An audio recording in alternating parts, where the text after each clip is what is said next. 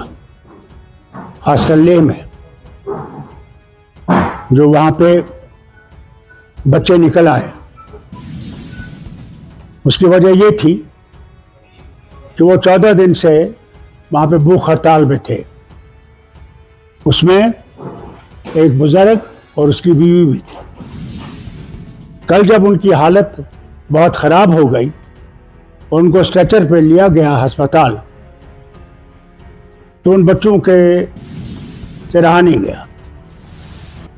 5 साल से वो वहाँ पे खामोशी से एहतजाज कर रहे हैं कि उन्हें 6th शेड्यूल और स्टेटहुड मिलना चाहिए। और उन्होंने, वांगचो उनके लीडर थे, ले से वो पैदल चले दिल्ली तक कि उनसे कहें कि इस चीज़ को देखें। उन्हें गांधीयन तरीका इस्तेमाल किया था, कोई आंदोलन नहीं किया था। मगर फिर इन बच्चों को ये लगा कि जो 5 साल इनने हमसे वादे किए थे कि हमें नौकरियां मिलेंगी, हम लोगों को यहाँ पे सुविधा मिलेगी और हम लोग आगे बढ़ सकेंगे, वो वादे सारे खोखले निकले। और उसका नतीजा ये हुआ कि आज उनसे रहा नहीं गया और वो बाहर निकल आए। और माफ़ी चाहता हूँ ये कहने को, उन्हें गांधी का रास्ता छोड़ के आंदोलन का रास्ता लिया, जिसमें कि उन्होंने बहुत सख्त कदम उठाए, जिसमें उन्हें बीजेपी का दफ्तर जला दिया, कई पुलिस की गाड़ियां जला दी, कई और दफ्तरों को उन्हें आग लगाने की कोशिश की और उसमें पुलिस को वहां से गोली चलानी पड़ी। अभी तक तो यह खबर है कि 4 लोग की वो मौत हुई है और कई सीरियस हैं, और कहते हैं करीबन 60 से 80 लोग अस्पताल में हैं, कई उनमें से काफ़ी सीरियस हैं। नतीजा इसलिए है क्योंकि जो वादे किए गए इनसे, हर बार इनसे कहा गया हम कुछ करेंगे, ये करेंगे, वो करेंगे, मगर कुछ नहीं किया। और मैं हुकूमत हिंदुस्तान से कहना चाहता हूँ, ये बॉर्डर स्टेट है, चीन हमारे ऊपर बैठा हुआ है, वहाँ पे काफ़ी वहाँ की ज़मीन उनके कब्ज़े में है। वहाँ पे ऐसी चीज़ होना हमारे वतन के लिए ख़तरनाक है। मेहरबानी करके इसको सुलझाने की कोशिश कीजिए और बातचीत का रास्ता जल्दी से इख्तियार कीजिए। इंतज़ार न कीजिए कि फिर से इसमें चिंगारी लग जाए। मैं नहीं समझता हूँ इसमें कोई जमात है जो इसके पीछे है, क्योंकि आप ये कहेंगे कि ये बाहर से आ रहे हैं। मैंने पहले भी ये देखा है, जब भी यहाँ कुछ होता था कहते ये बाहर से आ रहा है। बाहर से नहीं है, ये वहाँ के लोगों की आवाज़ है, दिलों की आवाज़ है। वो अब ज़्यादा इंतज़ार नहीं करेंगे, उन्हें इससे सबक सीखना चाहिए। उन्हें ये भी याद रखना चाहिए, उन्हें कश्मीर से ये वादा किया था, जम्मू कश्मीर से, कि इलेक्शन हो जाएंगे, आपके डिलिमिटेशन हो जाएगा, उसके बाद आपको स्टेटहुड दिया जाएगा। आज 11 महीने हो गए, स्टेटहुड का कोई भी हमें सामने नहीं दिख रहा है, कोई मूवमेंट उसकी तरफ नहीं है। उन्हें लद्दाख से सबक सीखना चाहिए। और मैं और मेरी जमात उन बच्चों के साथ है जिनकी जानें गई हैं, और हम उनके ख़ानदानों के साथ इस मुश्किल घड़ी में उनके साथ खड़े हैं और अल्लाह से दुआ करते हैं कि उनकी आत्मा को शांति मिले और उनके माँ बाप ये सदमा बर्दाश्त कर सकें। और जो अस्पताल में है, अल्लाह ताला उनको सेहतयाब करे कि वो फिर से अपने कामों में लग जाएं और घर पहुँचें। बहुत बहुत शुक्रिया आपके आने का। डॉक्टर साहब, ये 2019 के बाद ही इस तरह की आवाज़ें उठी जिसमें स्टेटहुड और शेड्यूल की मांग की जा रही है, क्या आपको लगता है कि वो अपने आप को इनसिक्योर फील कर रहे हैं? ये तो आपने खुद देख लिया वो तो खुद कह रहे हैं कि जो आपने हमसे वादे किए थे वो कहाँ हैं। वो कहते हैं आपसे 50,000 की नौकरियों की बात की थी, कोई नौकरी नहीं है। हाई लेवल पे तो कहीं भी कोई नहीं है, सब बाहर से ठोसे गए हैं। वो समझते हैं कि हमें एक कॉलोनी जैसी बना रखी है। इसी की वजह है कि वहाँ के लोगों में, अब खासकर जवानों में हिम्मत आ गई है कि जान जाए मगर हमने अपना हक हासिल करना है। और साहब अगर हम देखें अभी पहले जो पीसफुल प्रोटेस्ट हुआ करते थे अब वायलेंट हो गए हैं, क्या राजनीतिक दल विशेषकर नेशनल कॉन्फ्रेंस सपोर्ट करता है जो उन युवाओं ने वहां पे किया? देखिए, नेशनल कॉन्फ्रेंस ने कभी भी गांधी का रास्ता नहीं छोड़ा है। हमने न कभी पत्थर उठाए, न बम चलाए, बल्कि कुर्बानियां दी, मगर वैसा रास्ता इस्तेमाल नहीं किया। मगर कल क्या होगा, हमारे बच्चे क्या करेंगे, उसका मैं कुछ नहीं कह सकता। बीजेपी इल्जाम लगा रही है कि सब किया कराया कांग्रेस का। वो तो जनाब हर वक्त कहीं ना कहीं देखना चाहते हैं, अपना कसूर नहीं देखेंगे, वो दूसरों पे उंगलियां उठाने की कोशिश करेंगे। जिम्मेवार तो वो हैं, हुकूमत तो वो चला रहे हैं वहां 2019 से। तो कांग्रेस कहां से आई? कांग्रेस तो वहां 5,000 क्या 10 आदमियों को जमा नहीं कर सकती।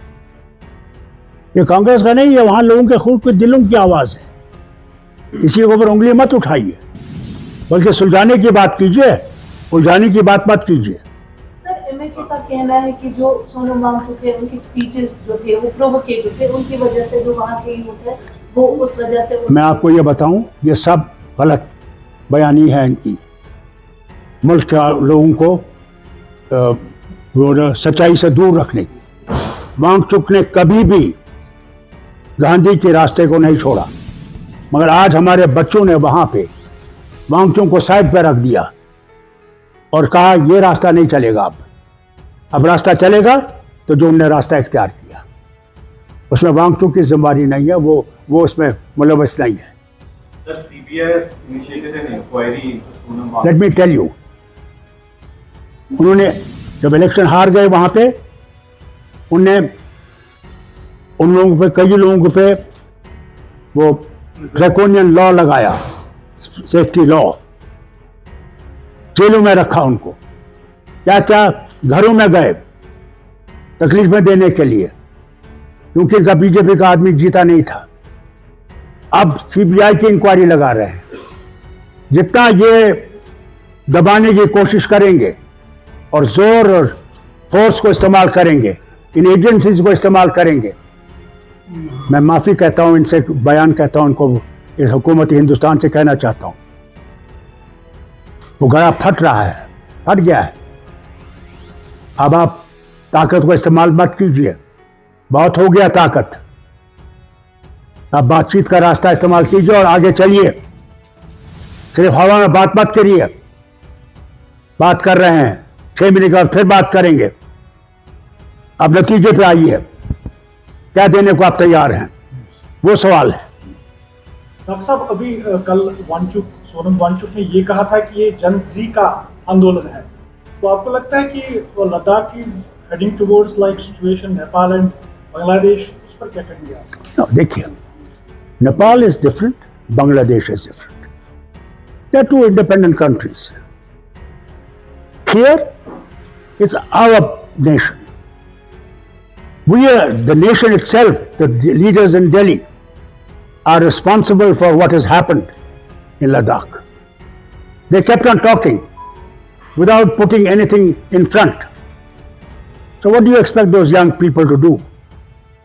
They waited. 5 years they waited, hoping that Delhi will wake up and will take into consideration their inner feelings. They feel let down, nothing else. And I think Delhi must move faster in solving these problems of Ladakh. Doctor साहब, आपने कहा कि वहाँ पे जो जमीनें हैं वो दुश्मन चाइना के कब्जे में है, और अगर मरकजी सरकार की तरफ देखें वो कहती है कि चाइना के पास कोई भी जमीन नहीं है, कब्जे में नहीं है। कैसे आप इसके बारे में ये बात कहूँगा, अगर उनके पास कोई ज़मीन नहीं है फिर वो क्यों कहते हैं कि ये जो हिस्सा हमारा है? सारी दुनिया जानती है कितनी ज़मीन उनके पास है। हम लोग पेट्रोलिंग नहीं कर सकते थे अपने इलाके में। कब तक हम झूठ का सहारा लेंगे? वक्त आ गया कि सच्चाई चलिए, सच्चाई पर चलें तो हो सकता है हम अपने वतन को मजबूत करेंगे। झूठ कब तक चलेगा? एक दिन तो झूठ टूट ही जाता है। शुक्रिया, अस्सलाम वालेकुम। अगर सेंटर जो है प्रॉपरली इस चीज को, इस प्रोटेस्ट को रिस्पॉन्ड नहीं करता, आपको नहीं लगता कि चाइना के लिए एक और मौका मिल जाएगा हमारी इन स्पेस में आने का?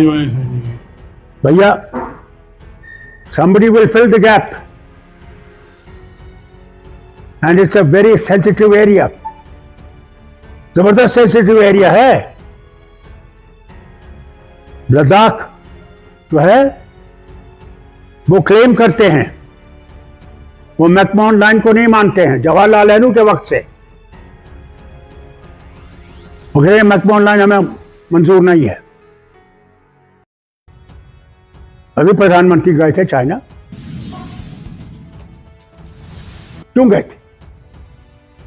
कि इससे रिश्ता बेहतर बने, इस मुसीबत से हम निकलें। एक तरफ से अमेरिका हमारे पीछे पड़ा हुआ है कि रूसी तेल जो है हम खरीद रहे हैं।